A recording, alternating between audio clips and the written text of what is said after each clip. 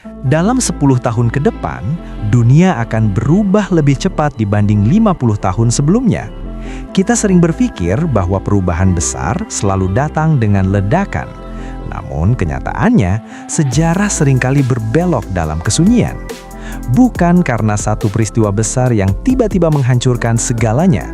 Bukan karena kiamat, perang dunia, atau bencana tunggal yang kita tonton di film-film fiksi ilmiah. Perubahan ini terjadi perlahan, sistematis, dan hampir tidak terasa. Ia bekerja seperti pergerakan lempeng tektonik di bawah kaki kita.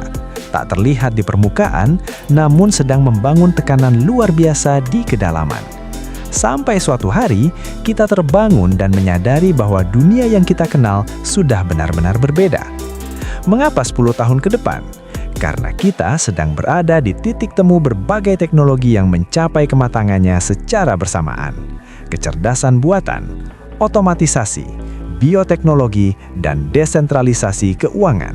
Semuanya tidak lagi berjalan secara linear, melainkan eksponensial.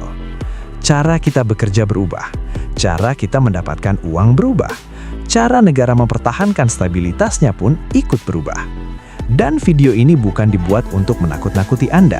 Ketakutan seringkali melumpuhkan logika. Video ini dibuat agar kita bisa berbicara tentang masa depan dengan kepala dingin, melihat data dengan mata terbuka, dan memahami pola yang sedang terjadi. Karena pertanyaannya sekarang bukan lagi apakah dunia akan berubah. Itu sudah pasti. Pertanyaan yang lebih penting adalah apakah kita siap menghadapi perubahan itu. Hari ini hidup terlihat normal. Sebagian dari kita masih berangkat kerja seperti biasa, terjebak macet dan mengeluh tentang hal-hal kecil. Gaji masih masuk setiap bulan, internet masih menyala, makanan masih tersedia di rak-rak toko dalam kemasan yang rapi. Semua terlihat stabil, tapi stabilitas seringkali adalah sebuah ilusi yang berbahaya. Kita seperti katak dalam panci air yang dipanaskan perlahan. Karena suhunya naik 1 derajat setiap waktu, kita merasa semua baik-baik saja, sampai akhirnya air itu mendidih. Namun, jika kita menengok sedikit lebih dalam, fondasi yang menopang stabilitas itu sedang bergeser, bukan runtuh, bergeser. Laporan-laporan global menunjukkan pola yang sama di banyak negara. Otomatisasi meningkat drastis. Robot dan algoritma tidak lagi hanya menggantikan otot, tapi mulai menggantikan otak. Analisis data, penulisan laporan, hingga pengambilan keputusan manajerial mulai diambil alih oleh mesin. Hasilnya, produktivitas naik ke titik tertinggi dalam sejarah manusia, tapi kebutuhan akan tenaga manusia justru berkurang secara signifikan. Di sisi lain, utang negara membengkak untuk menjaga ekonomi tetap bernafas. Biaya hidup, mulai dari papan, pangan, hingga kesehatan, naik jauh lebih cepat daripada kenaikan pendapatan masyarakat. Ini menciptakan sebuah fenomena baru, the squeeze, atau himpitan ekonomi. Semakin banyak orang bekerja lebih keras, namun merasa mendapatkan lebih sedikit. Mereka bergantung sepenuhnya pada sistem yang semakin kompleks, namun semakin tidak mereka kendalikan. Ini bukan krisis mendadak yang akan selesai dalam 1 atau 2 tahun. Ini adalah transisi besar yang sedang berlangsung. Sebuah pergeseran zaman dari era industri menuju era informasi yang sepenuhnya terotomatisasi. Dalam sejarah peradaban, setiap transisi besar selalu menghasilkan 2 kelompok manusia yang berbeda secara kontras. 1. Mereka yang mampu beradaptasi dan melihat gelombang sebelum ia pecah. 2. Mereka yang tertinggal karena mencoba berpegang pada tiang-tiang bangunan lama yang sudah rapuh. Tahun 2030 bukan kiamat. Mari kita luruskan itu. Tidak semua orang akan hancur. Tidak semua sistem akan runtuh. Tidak semua pekerjaan akan hilang dan membuat manusia tidak berguna. Yang akan terjadi adalah seleksi. Seleksi ini bukan berdasarkan siapa yang paling pintar secara akademis, bukan siapa yang paling kuat secara fisik, bukan pula siapa yang paling beruntung karena warisan atau jabatan, tapi siapa yang paling siap, siapa yang memiliki kecerdasan adaptif. Jika kita melihat ke belakang, sejarah selalu mengulang pola yang sama. Ketika mesin uap ditemukan, jutaan pekerjaan manual hilang, namun dunia tidak berhenti. Ia justru menciptakan profesi-profesi baru yang tak terbayangkan sebelumnya. Ketika internet lahir di tahun 90-an, banyak bisnis tradisional mati.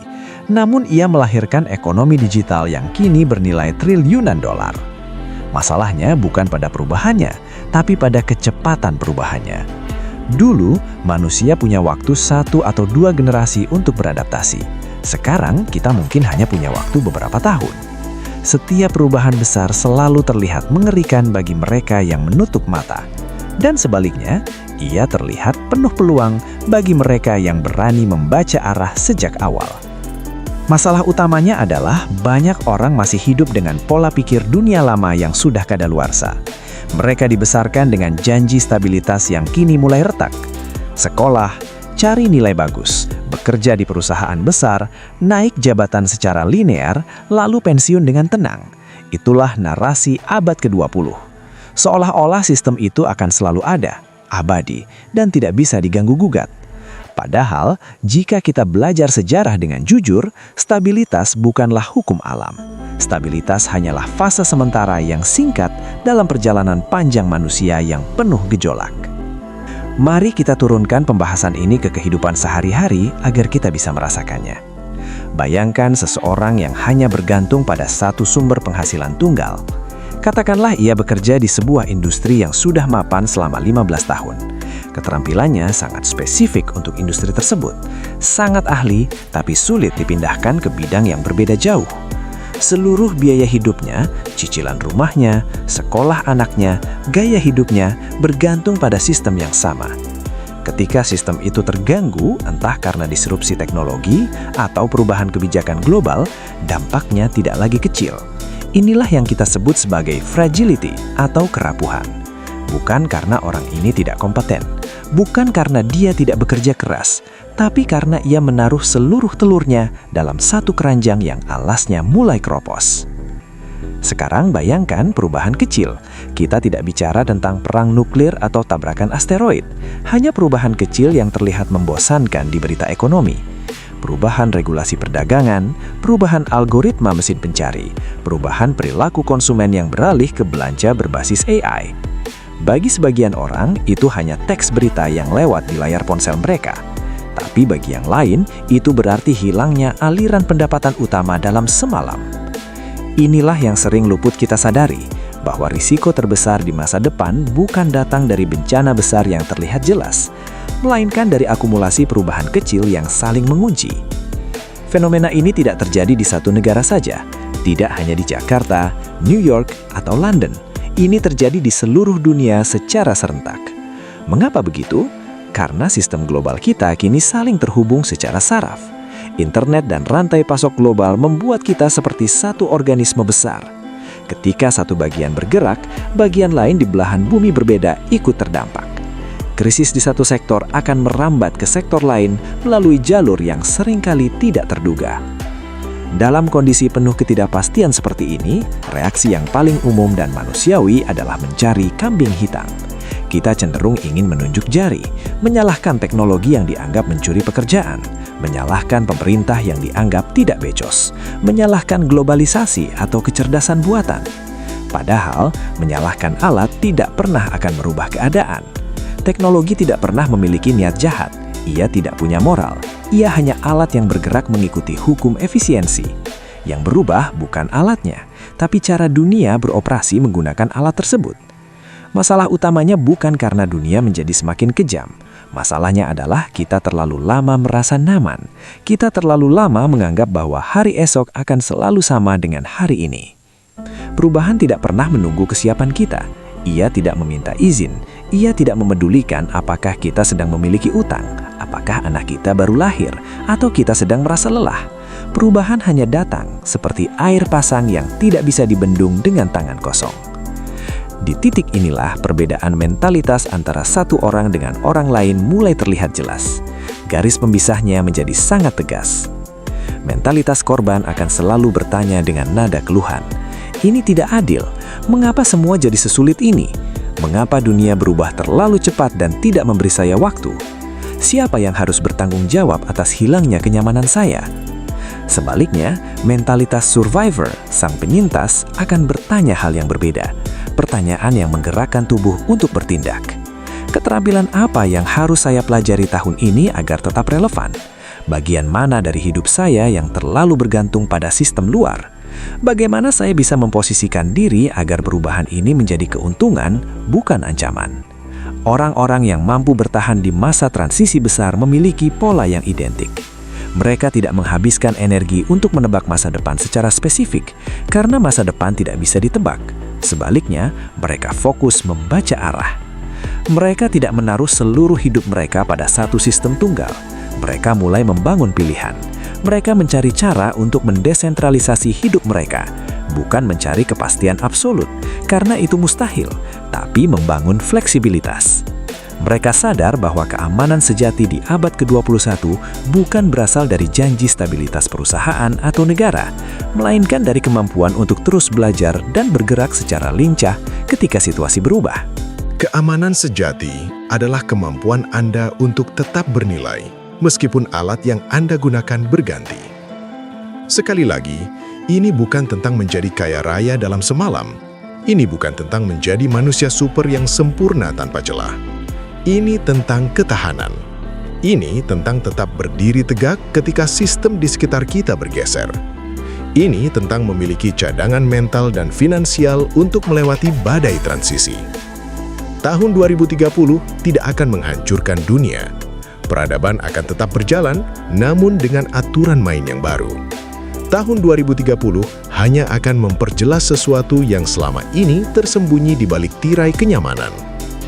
Ia akan memperlihatkan siapa yang selama ini hidup dengan kesadaran penuh dan siapa yang selama ini hanya hidup dengan asumsi.